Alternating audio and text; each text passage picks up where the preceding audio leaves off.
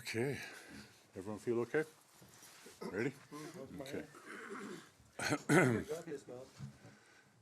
I guess, should I introduce myself first, I guess, right? My name is Bob Chamberlain, Chair of the First Nation Wild Salmon Alliance of British Columbia. Behind me, or standing with me, are chiefs from all across British Columbia. We have just finished 2 days of meetings in Ottawa, 15 different meetings with ministers, senators, MPs, and various opposition party caucuses.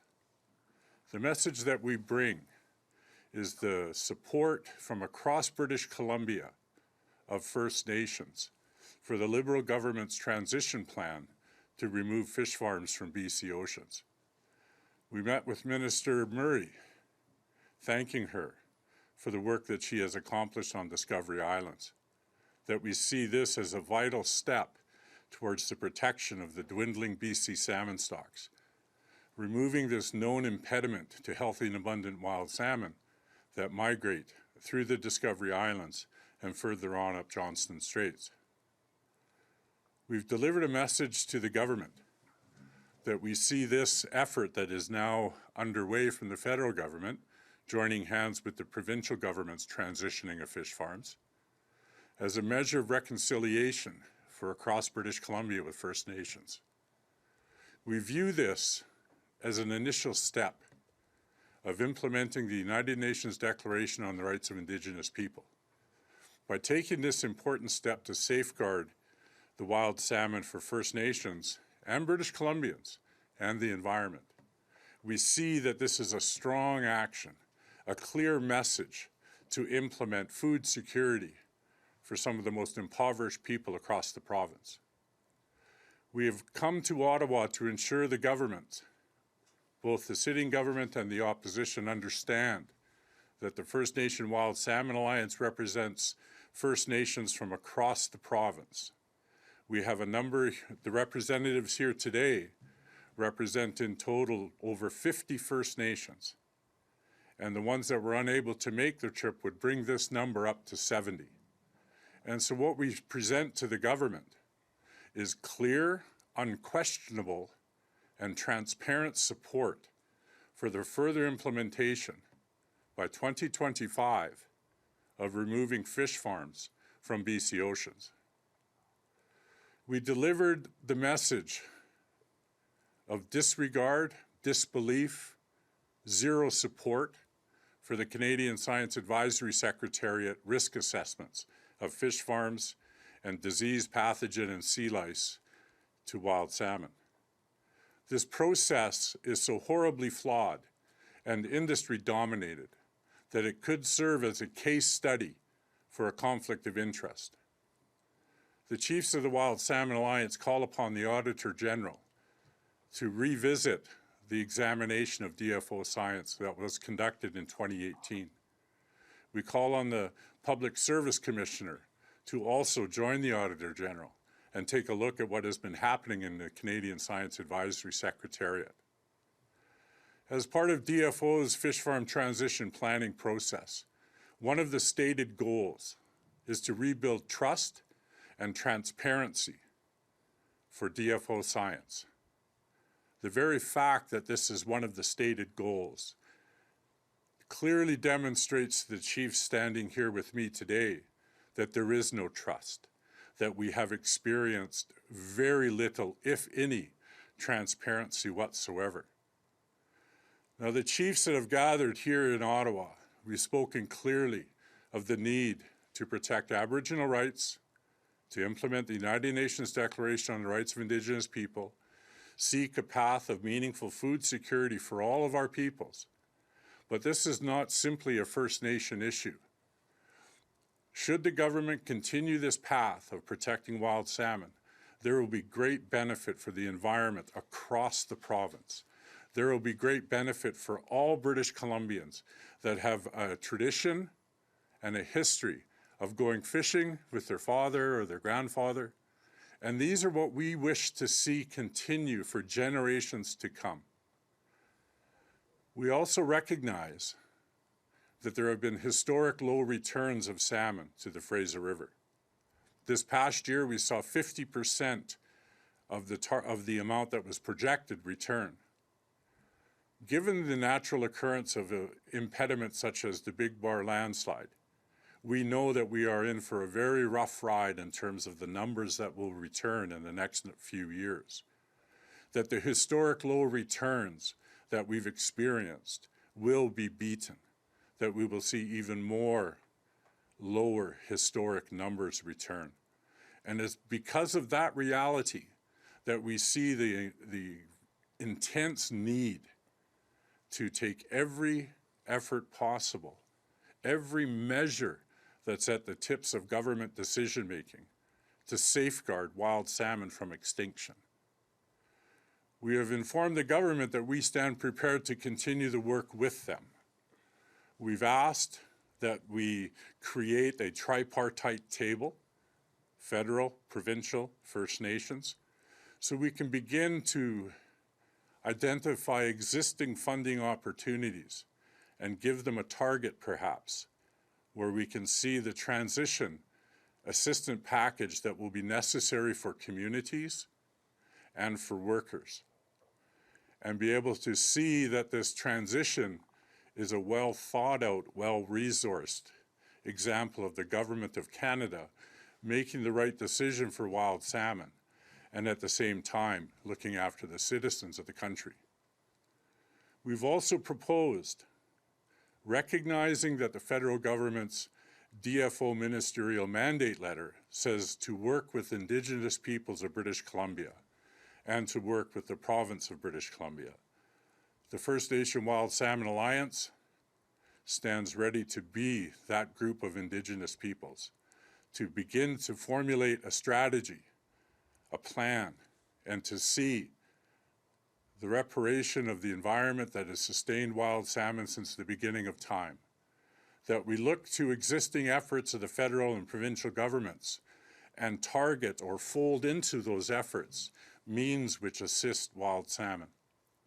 Of course, I'm talking about wildfire reparation, flood damage, urban encroachment, logging, mining, whatever it is that may be a stressor to the health and abundancy of wild salmon. The First Nation Wild Salmon Alliance stands prepared to work with both federal and provincial governments to do what's best for the salmon, which will be doing what's best for the environment, and along the way accomplish reconciliation goals of the Liberal government, to assist in implementing the United Nations Declaration on the Rights of Indigenous People.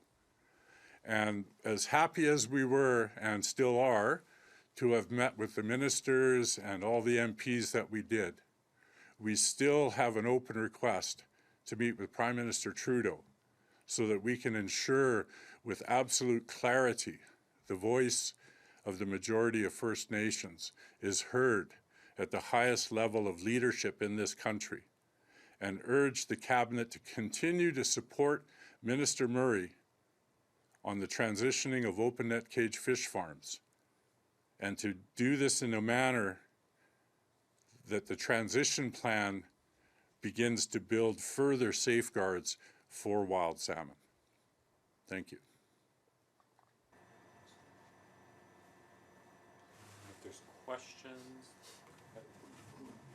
I have a question. Could you say a little bit more about, you alluded to the threats that you think fish farms pose to wild salmon. You mentioned sea lice. Did you go into some more detail about what you regard as the potential threats of fish farms to the wild population?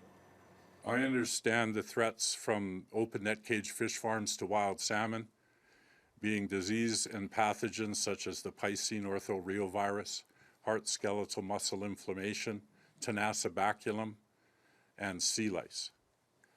And what we have is a very dense area for these disease pathogens and sea lice to be intensified, to be densified, and to be carried with tide, ebb and flow, creating a perfect storm, if you like, that are going to affect the wild juvenile salmons that migrate up from the Fraser River, as an example.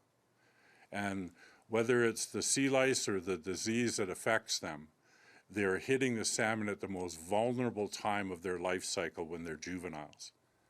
And it is at that stage we need every protection possible to ensure that we have an abundant return to fill the spawning channels. You also mentioned that you were keen on a round table, I think, of Indigenous people. But I noticed that there was another group of Indigenous people from BC here on work today actually arguing in favour of fish farms. I mean, would you like to comment on that? There doesn't seem to be great unanimity. Well, I just learned of them being here. I know them all. Some of them are very good friends. However, we see the topic of fish farm interaction with wild salmon quite differently, where they have made a choice to accept certain financial benefits of being involved with that, as many First Nations do with many different industries. But what we represent here is the Wild Salmon Alliance, and the chiefs that are here today. We recognize that the operation of fish farms harm wild salmon. And the harming of wild salmon represents an infringement of Aboriginal rights across the province. And the government, Minister Joyce Murray, is doing the right path by consulting with First Nations from the interior, because what she's doing is embracing the fulsome rule of law from the Supreme Court of Canada, where even the potential to infringe on Aboriginal rights triggers the duty to consult. So she's living up to and fulfilling the honor of the Crown by engaging with all First Nations that have salmon that migrate through the ocean. And she has stated at a meeting, a roundtable meeting in Kamloops, that the Interior Nations will be a primary part of her decision-making. And so this tells me that this minister has taken it upon herself to examine all available information and arrive at a determination, and a determination that is not chained to spoon feeding from the Canadian Science Advisory Secretariat that has industry involvement from the beginning to the end. And this is simply not a First Nation opinion. This has been testified by Dr. Andrew Bateman on behalf of Dr. Brian Riddell and the Pacific Salmon Foundation at the recent FOPO sessions about DFO science. These gentlemen are well respected in the scientific field. These gentlemen participated in 4 of the 9 science risk assessments that DFO stands on today, and they categorically spoke of the incredibly troublesome flaws in the process of CSAS, where industry essentially gets to write their own ticket in defining the impacts that they represent to wild salmon. And for anyone that has a reliance upon salmon in British Columbia, this should be utterly unacceptable from a federal government, that they would include industry in a fundamental way to write their own ticket. And DFO's primary responsibility is to the environment and wild salmon. And that's when we as the Wild Salmon Alliance have spoken about wanting to see an independent science body. This is not a new conversation for Canadians. This was part of the 2018 examination of this from the Auditor General. And we have not seen it in action. We've seen the creation of CSAS. This must be replaced. But we should not wait to take further measures of protection for wild salmon based upon waiting for a new science body. We must take the necessary steps now that respect the absolute abysmal state of salmon runs, especially of the Fraser River. Can I just ask a technical question, which is, as I understand it, you want the salmon farms to become on land, sort of in tanks, is that right? And do you have a deadline, like a date in mind? I reflect on what the federal government's fish farm transition planning framework document states, that by 2023, the DFO minister will deliver a plan for the transition. The First Nation Wild Salmon Alliance chiefs want that transition to be predicated upon the safety and protection of wild salmon. We, of course, are knowledgeable that land-based closed containment is a growing industry across the country, or across the planet. There is an industry publication called Intrafish, and about a year and a half ago they began a monthly newsletter to update their members on the hottest growing sector in aquaculture globally, and that's land-based closed containment. So we look at industry statements, and we know that there are investors in Canada that want to see this. We know there are First Nations around the province of BC that have expressed an interest in land-based closed containment. That is what we can reach in due time. But the transition of fish farms from the ocean must not be based upon receiving the capacities of that industry into land-based closed containment. We must see fulsome protection of wild salmon, and if that means that these fish farms leave the ocean, that's what needs to happen. Is 2025 your goal, or do you have any particular date in mind?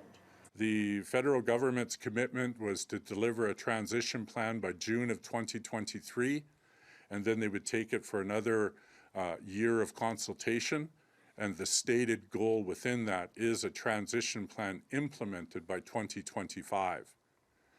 And I know that the Wild Salmon Alliance has given this some great thought, and we have already begun to engage with senior DFO officials about how that transition plan needs to occur. But what we found very troubling was meetings with the Deputy Minister in the ADM, where they were not really open-eared to hear what we were saying. That it appeared to us they were very dug in and entrenched in opposition to solutions that First Nations provided. And so when we see the minister learning, understanding, embracing and acting upon fulsome information, and see senior officials disregard it and try to trivialize process concerns to personal attacks, it tells me there's something very wrong here, because our comments were about CSAS process. It wasn't about this individual or that individual that was part of CSAS. It was about the process. Could I just ask, there's very many chiefs here, and I'd be interested to know if any of you have any thoughts about the southern orca population and its reliance on salmon. I know there have been many concerns about that population. That's a very good question, and these are reasons why we need healthy and abundant wild salmon stocks. Whales, bears, eagles, wolves, all manner of the environment and animals rely upon wild salmon. The southern resident killer whale is reliant heavily, as I've been told, on Chinook salmon. Well, the Chinook salmon of the Fraser River are not doing very well at all. And you only have to look at the Salmon Explorer website to see the conservation units are devoid of any kind of data. But when you look at the Discovery Islands and realize that the Fraser River Chinook and the Fraser River Coho stay in and around Discovery Islands well into the fall, amongst all the fish farm pathogen and disease shed in highly stratified waters, it's no surprise to me that there is such an issue with Fraser River Chinook given that scenario. And that will affect the killer whales and all other animals that rely upon it. And it's been spoken here by the chiefs of the First Nation Wild Salmon Alliance. The responsibilities First Nations hold to their peoples, their lands, the animals that are in their territories. This is a responsibility handed down through generations, and it is not lost on this generation of leadership. And to know that salmon, wild salmon, is not simply a menu choice. It's who we are as people. It fills a large portion of our culture, of our traditions and values, and is one that we wish to see passed on to generations to come. And given the crisis state that is BC salmon, this is the time for the strong measures and clear actions to protect the embattled runs of British Columbia.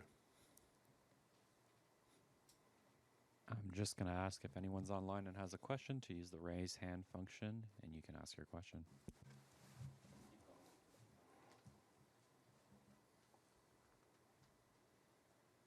No questions online? Okay. Well, thank you very much.